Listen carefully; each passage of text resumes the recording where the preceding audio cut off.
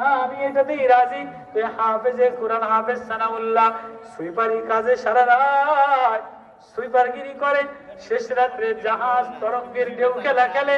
এই হাফেজে কোরআন মাওলা প্রেমের কোরআনের তেলাওয়াতের মধুতে ঢেউ খেলা খেলে। এই যে বাচ্চা তেলাওয়াত করতে, এই হাফেজও বসে বসে মায়া লাগায় আর তেলাওয়াত করে। আল্লাহ এই তেলাওয়াত করে মধু বানায়া, গানা বানায়া, বাজনা বানায়া, স্মৃতি মধুর বানায়া, খ্রিস্টান কাপ্তেনের মনোমোহনী আওয়াজ বানায়া দেওয়ানা বানাইছে, পাগল বানাইছে। আল্লাহু আকবার, আল্লাহু আকবার।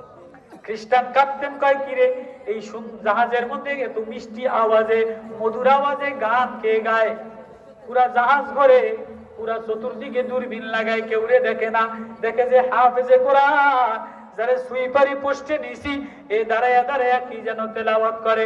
এই তোরে সুইপারি পোস্টে নিলাম, তুই গরিব মানুষ, যাইতারস না, ডলারও নাই, পাসপোর্ট নাই, তুই কি মধুর গান গাছ, তুই দিয়ে আমারে দেওয়ানা বানায় দিবি, তুই আমারে পাগল বানিয়ে দিলি। আমি আমার মাওলার গান গাই। তোহা মা আনজালনা ইলাইকাল কুরআনা লিতাশকা ইল্লা তাযকিরাতাল লিমান ইয়াখশা। এটা একটা প্রেমের কবিতা, এটা একটা প্রেমের নিবন্ধন। তামিল লিমা ইউহা, মাওলায় বলে ইন্নী আনা রাব্বুক, আমি তোর আল্লাহ। ফাখলা আলাইক, জুতা খুলে আয়, তোর সাথে আমার প্রেম আলাপ আছে।